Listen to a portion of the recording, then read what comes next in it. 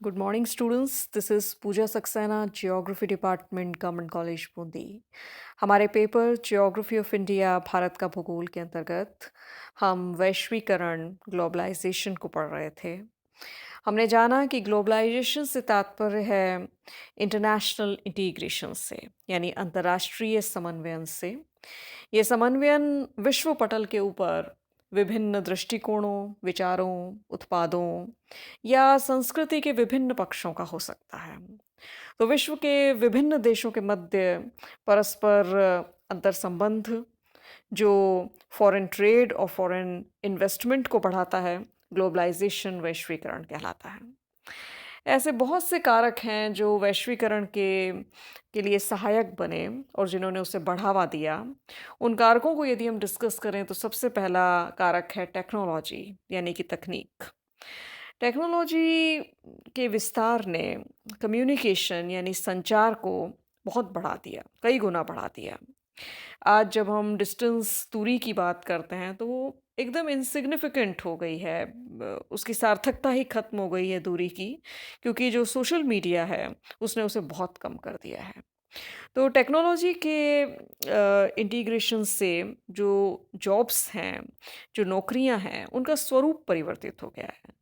Jobs जो हैं अब स्पेशलाइज्ड स्किल्स लिए हुए होती हैं, यानी कुछ विशिष्ट तकनीक लिए हुए, विशिष्ट कुशलता लिए हुए होती है, जिसमें नई स्किल्स जैसे कि न्यूमेरिकल, एनालिटिकल और इंटरैक्टिव स्किल्स की प्रधानता है। तो इसका परिणाम ये होता है कि जॉब अपॉर्चुनिटीज़ बढ़ जाती हैं लोगों के लिए, और वो बढ़ते-बढ़ते फिर विश्व स्तर तक जाती हैं। Number 2, LPG reforms.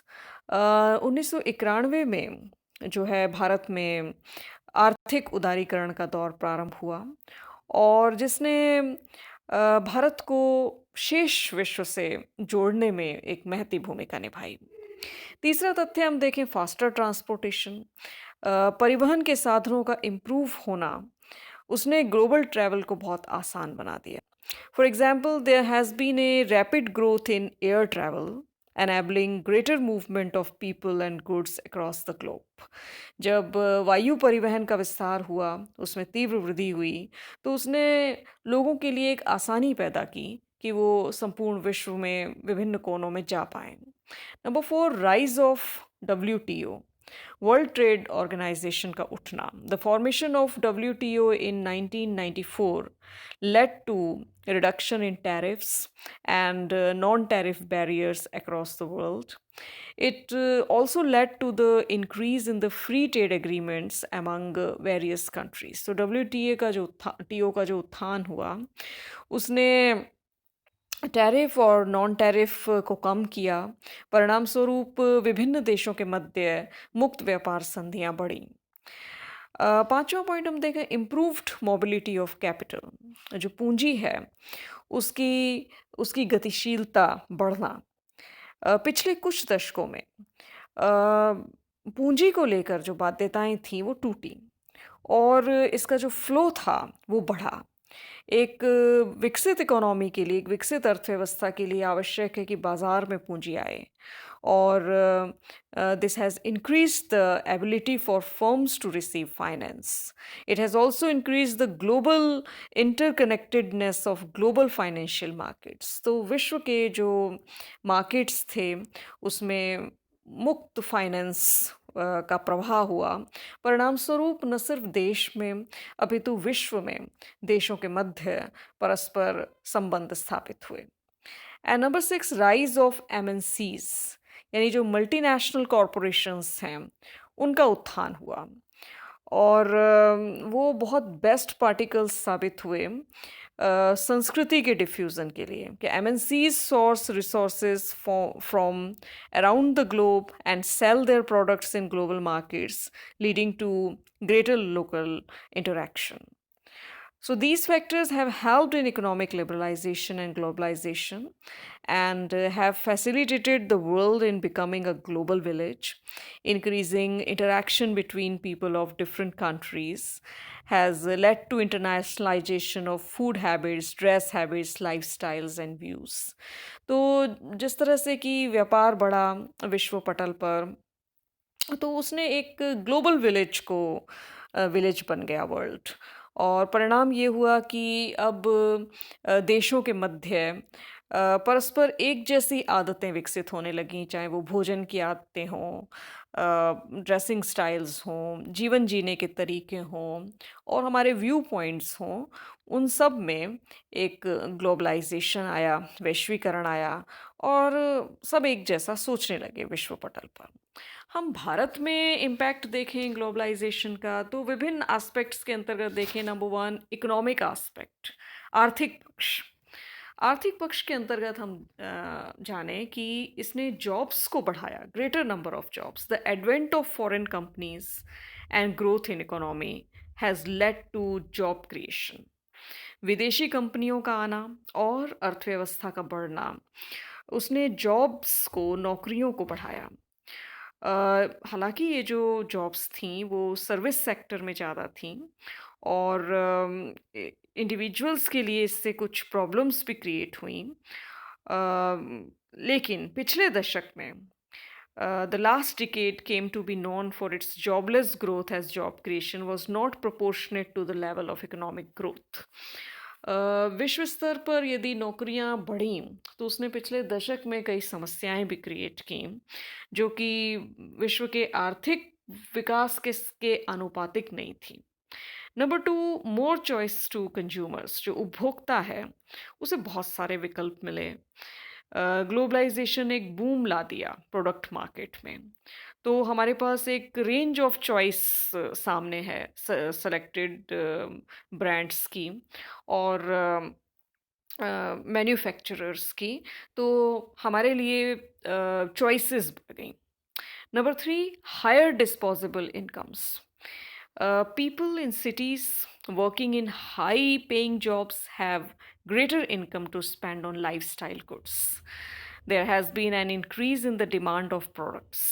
तो जब पैसा बढ़ा, जॉब अपॉर्चुनिटीज़ आई, रोजगार के अवसर बढ़े, तो उससे जो आवक है पैसों की वो भी बढ़ी। परिणाम स्वरूप उसने सीधे सीधे इम्पैक्ट डाला एक अच्छी लाइफस्टाइल को ऑप्ट करने के लिए, जिससे कि प्रोडक्ट्स की कई डिमांड बढ़ी, जैसे ऑर्गेनिक फूड और बायो ऑयल्स और प्रोटीन फूड और इन सब की आवश्यकता पड़ी। Protein food inflation contributes a large part to the food inflation in India. It is evident from the rising prices of pulses and animal proteins in the form of eggs, milk, and meat. तो जैसे जैसे जीवन जीने का स्तर बढ़ा, आय का स्तर बढ़ा, लोगों की खान पान की आदतें परिवर्तित हुईं, लोग प्रोटीन इंटेंसिव फूड्स की तरफ आकर्षित हुए, उनका डाइटरी पैटर्न बदल गया। तो जो हमारी जो राइजिंग पॉपुलेशन थी देश की, उसे प्रोटीन रिच फूड मिला, उसे अच्छी सप्लाई होने लगी चीज़ों की, अच्छी क्वालिटी की चीज़ों की। भारत में ग्रीन रिवॉल्यूशन और टेक्नोलॉजिकल एडवांसमेंट्स ने जो सीरियल प्रोडक्टिविटी बढ़ाई या पल्सेस और ऑयल सीड्स का जो प्रोडक्शन बढ़ाया, कमोबेश आप उसी तरीके से ग्लोबलाइजेशन के इम्पैक्ट को हमारे फूड के ऊपर देख सकते हैं। इसके अलावा हम लें कि श्रिंकिंग एग्रीकल्चरल सेक्टर, हमारा जो कृषि सेक्टर था वो सिकुड़ा ग्लोबलाइजेशन के परिणाम स्वरूप। तो agriculture now contributes only about 15% to GDP. The international norms imposed by WTO and other multilateral organizations have reduced government support to agriculture. Greater integration of global commodities markets leads to constant fluctuation in prices. तो हमारा जो कृषि sector था वो इससे नकारात्मक रूप से प्रभावित हुआ। हमारे जो भारतीय किसान हैं, उनमें इसने वल्नरेबिलिटी को बढ़ाया, विभिन्नता को बढ़ाया और जो किसान हैं, वो बीजों पर और फर्टिलाइज़र्स पर जो कि मल्टीनेशनल कंपनीज़ बेचती हैं, पर ज़्यादा निर्भर हो गए। तो हम कहें कि पॉजिटिव इम्पैक्ट एग्रीकल्चर के ऊपर नहीं पड़ा ग्लोबलाइजेशन का, उसके उलट it has few detrimental effects as government is always willing to import food grains sugar etc, so whenever there is a price increase of these commodities, government never thinks to pay more to farmers so that they produce more food grains, but resorts to imports. On the other hand, subsidies are declining, so cost of production is increasing. Even farm producing fertilizers have to suffer due to imports. There are also threats like introduction of GM crops, herbicides, resistant crops, etc. तो कहने का तात्पर्य ये है कि कृषि जगत में जहाँ पर कि सब्सिडी घटाई गई प्रोडक्ट्स के ऊपर और फार्मर्स को फर्टिलाइजर्स पर डिपेंड करना पड़ा जो एमएनसीज के द्वारा बेचे जाते हैं। इसके अलावा उन्हें स्पर्धा करनी पड़ी नई जीएम क्रॉप्स से और हर्बिसाइड्स से और रेजिस्टेंट क्रॉप्स से। Nextly increasing health care cost. Globalization वैश्वीकरण के फलस्वरूप क्योंकि हमारा वर्ल्ड से विश्व से अंतर संबंध स्थापित हुआ, तो उसने विभिन्न बीमारियों के प्रति जो हम सरवाइव करते हैं उसको बढ़ाया। जैसे कि कोई बर्ड फ्लू वायरस हो या इबोला हो या जो डिजीज़ेज़ हैं ग्लोबल टर्न पर जो कि वर्ल्ड में जब इनिशिएट होती हैं, तो वो फिर के व्यापक प्रभाव के चलते मतलब ग्लोबलाइजेशन वैश्वीकरण के चलते वो अ, बड़ा विस्तृत मार्ग तय करते हुए हमारे देश में भी पहुंच जाती हैं। तो तब परिणाम स्वरूप हमें भी अपना हेल्थ केयर सिस्टम इंक्रीज करना पड़ता है, बढ़ाना पड़ता है। हमारी जो बायोकेमिस्ट है या जो हमारी लैब्स हैं उनको हमें एडवांस करना पड़ता है ताकि हम इस तरह की जो वैश्विक डिजीजेस हैं उनसे लड़ पाएँ। तो तात्पर्य ये है कि उससे हालाँकि हमारी हेल्थ जो सर्विसेज़ हैं वो सॉलिड होती चली जाती हैं, नई लैब्स विकसित होती जाती हैं, नई टेक्नीशियंस डेवलप होते जाते हैं, लेकिन वो वैश्वीकरण का एक प्रभाव है। इसके बाद हम बात करें चाइल्ड लेबर, बाल श्रम की। तो चाइल्ड लेबर हालाँकि भारतीय संविधान में बाल श्रम की इजाज़त नहीं है, लेकिन फिर भी जो ग्रामीण बच्चे हैं, वो कृषि श्रमिक हैं, वो नगरीय क्षेत्रों में विभिन्न निर्माण कार्यों में, सर्विसेज़ में, रिपेयर में काम करते हैं। And globalization most directly exploits an estimated 3 lakh Indian children who work in India's hand knotted carpet industry, which exports over $300 million worth of goods a year. तो वैश्वीकरण बढ़ने से क्योंकि हमारे प्रोडक्ट्स की जब डिमांड बढ़ती है तो लेबर्स की कमी के चलते चलते चाइल्ड लेबर भी उसमें इंट्रोड्यूस किया जाने लगता है। तो हम देखें कि वैश्वीकरण का ये नकारात्मक प्रभाव है कि बाल श्रम जो है हमारे देश में बढ़ना शुरू हो गया। अब हम बात करते हैं socio cultural impact Indian society पर, भारतीय समाज पर क्या सामाजिक सांस्कृतिक प्रभाव पड़ा वैश्वीकरण का। देखिए वैश्वीकरण के परिणाम स्वरूप न्यूक्लियर फैमिलीज इमर्ज हुई, यानी एकाकी परिवार। जो डिवोर्स रेट्स हैं वो दिन ब दिन बढ़ा और जो पुरुष और स्त्रियों के मध्य जब समान अधिकार की बात होती है, समान शिक्षा की बात होती है, समान आय की बात होती है, तो वो जो है, वो कहीं न कहीं हमारी कल्चर, हमारी जीने के तरीके, हमारे पारंपरिक मूल्यों को प्रभावित करता है। भारत में आप पिछले 10 सालों में देखें तो बहुत हमारी सोसाइटी में व्यापक चेंजेस आप देखेंगे जो कि एक तरह से कहें कि पाश्चात्यकरण की देन है और उस संस्कृति की देन है जिसे हम वैश्वीकरण कहते हैं। सबसे पहले बात करें एक्सेस टू एजुकेशन, शिक्षा के प्रति रुझान। On one hand globalization has aided in the explosion of information on the web that has helped in greater awareness among people. It has also led to greater need for specialization and promotion of higher education in the country. निश्चित रूप से वैश्वीकरण ने हमारे देश में शिक्षा के स्तर को ऊंचा किया। हमारे यहाँ वेब इंफॉर्मेशन उपलब्ध होने से हमने उसको एक्सप्लोर किया, हमारी अवेयरनेस बढ़ी, हमारा शिक्षा का स्तर बढ़ा और हम उस स्थिति में आए कि जहाँ हम विश्व स्तर पर दूसरे बच्चों के साथ compete कर सकें। But on the flip side, the advent of private education, coaching classes, and paid study material has created a gap between the haves and have nots. It has become increasingly difficult for an individual to obtain higher education. लेकिन दूसरी तरफ निजी शिक्षा, coaching classes और paid जो study material है, उसने एक अंतराल पैदा किया। जो है प्राप्त करने वाले और जो नहीं प्राप्त करते हैं उनके बीच में। तो उसने एक उच्च शिक्षा की तरफ एक अवरोध क्रिएट किया।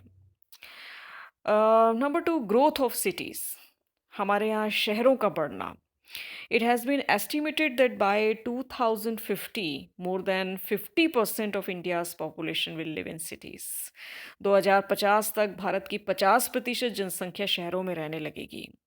क्यों? क्योंकि शहरों में एक बूम आया सर्विस सेक्टर में, और ज़्यादातर जो जॉब्स हैं वो सिटी सेंट्रिक हैं, यानी नगरों पर केंद्रित हैं, जो कि ग्रामीण से नगरीय माइग्रेशन को प्रोत्साहित करती है, आकर्षित करती है। परिणाम स्वरूप बड़ी संख्या में युवा शहरों की तरफ आकर्षित होता है। तो हमारी जो ग्रामीण मूल्य हैं वो निश्चित रूप से इससे प्रभावित होते हैं। Then Indian cuisine is one of the most popular cuisines across the globe. Historically, Indian spices and herbs were one of the most sought after trade commodities. भारतीय जो व्यंजन हैं वो विश्व पटल पर धीरे धीरे अपनी लोकप्रियता चीन के बाद बढ़ाने लगे। विशेष रूप से भारतीय मसाले और जो हर्ब्स हैं उन्होंने एक पॉपुलर बाजार विश्व में अपना बनाया। लेकिन दूसरी तरफ जो विश्व का में प्रचलित फूड हैं जैसे कि पिज़्ज़ाज़, बर्गर्स या चाइनीज़ फूड और जो दूसरे वेस्टर्न फूड्स हैं वो हमारे देश में जो है पॉपुलर होने लगे हैं। नेक्स्ट हम बात करें क्लोथिंग की। देखिए परिधान, जो ट्रेडिशनल इंडियन क्लोथ्स हैं जैसे कि विमेंस के लिए साड़ीज़ हैं, सूट्स हैं, या मेन के लिए ट्रेडिशनल क्लोथ्स जैसे कि धोती कुर्ता हैं। और जो हिंदू मैरिड विमेन पहले जो है वो अलग दिखती थी अपनी कल्चर से ओतप्रोत, बिंदी, सिंदूर। लेकिन अब धीरे धीरे वैश्वीकरण के दौर में सब चीज़ें धीरे धीरे छूटती चली जा रही हैं। इंडियन जो क्लॉथिंग है वो वेस्टर्न क्लॉथिंग से रिप्लेस हो गई है। हमारी जो कल्चर है, क्योंकि हम सब इजी कल्चर ऑप्ट करते हैं, तो उसमें पहले तो वेस्टर्न का फ्यूज़न आया और उसके बाद जो है वो हम धीरे धीरे वेस्टर्नाइज होते गए। हमारी जो वर्क कल्चर है वो जीन्स, टी शर्ट्स और उस पर केंद्रित हो गई। और जो सब कॉन्टिनेंटल फैशन है या जो वर्ल्ड फैशन है वो हमारे देश में ट्रेंड में आने लगा, स्पेसिफिकली जो यंग गर्ल्स हैं या जो यंग मैरिड विमेन हैं उनके अंतर्गत। नेक्स्ट हम ले Indian performing arts, Indian music. Indian music अपने आप में बहुत समृद्ध है। यहाँ का क्लासिकल म्यूज़िक, उसकी डिस्टिंक्ट स्टाइल जैसे कर्नाटक और हिंदुस्तानी म्यूज़िक, इंस्ट्रूमेंटल म्यूज़िक, हमारे एंटरटेनमेंट मटेरियल, और इसके अलावा जो रिलीजियस इंस्ट्रूमेंटेशन है, जो हमारे भजन्स हैं, इंडियन डांसेस हैं, फोक डांसेस हैं, क्लासिकल फॉर्म्स हैं, वो कहीं ना कहीं ग्लोबलाइजेशन से प्रभावित हुए। और हालांकि विश्व स्तर पर वो पहुँचे, लेकिन हमारे यहाँ पॉप, जैज़ और जो वेस्टर्न क्लासिकल म्यूज़िक है उसने इनिशिएट कर लिया। भारत के विभिन्न हिस्सों के जो डांस फॉर्म्स हैं जैसे भरतनाट्यम, कथक, कथकली, मोहिनीअट्टम, कुचिपुड़ी, ओडिशी, तो ये सब जो डांस डांस फॉर्म्स हैं, इसके अलावा वर्ल्ड के जो ओल्डेस्ट मार्शल आर्ट्स हैं, उसके ग्रेट प्रैक्टिशनर्स हमारे देश में हैं। तो वो जो हैं उन्होंने चाइना के साथ कोलैबोरेट करके Indian martial arts to China को का फ्यूज़न भी क्रिएट किया विश्व स्तर पर। इंडियन क्लासिकल म्यूज़िक ने वर्ल्ड वाइड पहचान ज़रूर बनाई और वेस्टर्न म्यूज़िक भी हमारे देश में पॉपुलर होता रहा। वेस्टर्न इंडियन फ्यूज़न भी चलता रहा। भारतीय जो म्यूजिशियंस हैं उनको ग्लोबली पहचान मिली अ, इस तरह से। और जो हमारे जो युवा हैं उनमें हिप हॉप, सैल्सा और बैले और जैज़ और इस तरह के जो डांस फॉर्म्स हैं वो यंगस्टर्स में पॉपुलर होने लगे। इसके अलावा हम हमारे सोशो कल्चरल इम्पैक्ट की बात करें तो न्यूक्लियर फैमिलीज़, देखिए बड़ी संख्या में छात्र बच्चों का विदेश जाना, वहाँ पे नौकरी करना या फिर हमारी संस्कृति का परिवर्तित होना, उसने एकाकी परिवारों को भारत में बढ़ा दिया। जो कि इंडिविजुअलिज्म, निजता को महत्व देता है, निजी जीवन जीने को। तो जो हमारी जो नेशनल आइडेंटिटी है, वो कहीं न कहीं तेज़ी से प्रभावित हुई वैश्वीकरण के प्रभाव के चलते।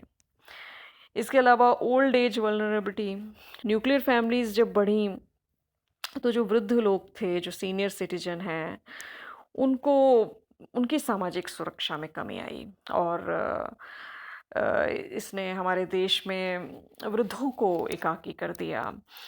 और उसका बहुत बड़ा प्रभाव देखा जाता है उनके आर्थिक, उनकी हेल्थ, स्वास्थ्य के ऊपर, उनकी जो इमोशंस हैं, उनके ऊपर। इसके अलावा हम बात करें pervasive media, so there is a greater access to news, music, movies, videos from around the world. Foreign media हमारे यहाँ तेज़ी से बढ़ा और भारत जो कि इतनी बड़ी जनसंख्या का देश है, उसका बाज़ार इतना बड़ा है, यहाँ पे ग्लोबल लॉन्च शुरू हुआ हॉलीवुड मूवीज़ का, जो कि तकनीक की दृष्टि से बहुत अच्छी होती हैं। तो उसने कहीं न कहीं हमारी साइकोलॉजी पे, हमारे सोसाइटी पे, सोशल कल्चरल इन्फ्लुएंस डाल दिया। इसके बाद हम बात करें मैकडोनलाइजेशन की, a term denoting the increasing rationalization of the routine task of everyday life.